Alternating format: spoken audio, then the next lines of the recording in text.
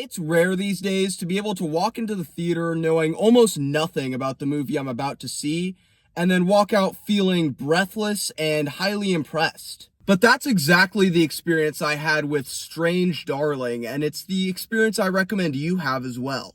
If you're going to see this movie, I highly advise you go in blind and just allow these filmmakers to take you on this roller coaster full of twists and unpredictable edge-of-your-seat sequences. Like, what are you still doing here? Go see it. I shouldn't say anything more than that, but in case you've already seen it or you just don't care about my advice, I'll give my spoiler-free thoughts.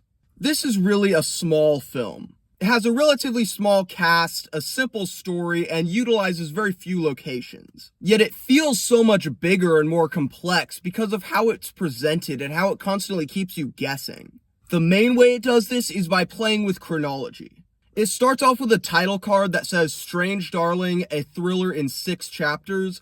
Then it proceeds to mix around those 6 chapters, and this does a couple things. First, it improves the structure of the movie because we can get to the exciting scenes immediately while saving the slower bits for later. But secondly, it allows the filmmakers to more easily manipulate how information gets to us, which enables them to pull off more impactful twists and turns. The problem with going this route is that someone could very easily argue that the movie is nothing more than a gimmick. Similar films like Memento sometimes get similar criticisms. But I disagree with that critique.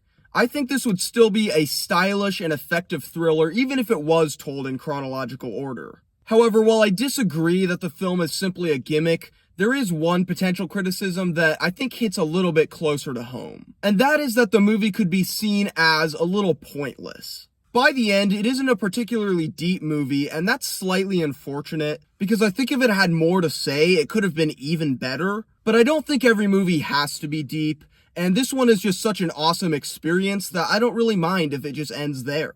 This is an extremely well-crafted thriller and nothing more. In my opinion, it's a light 8 out of 10.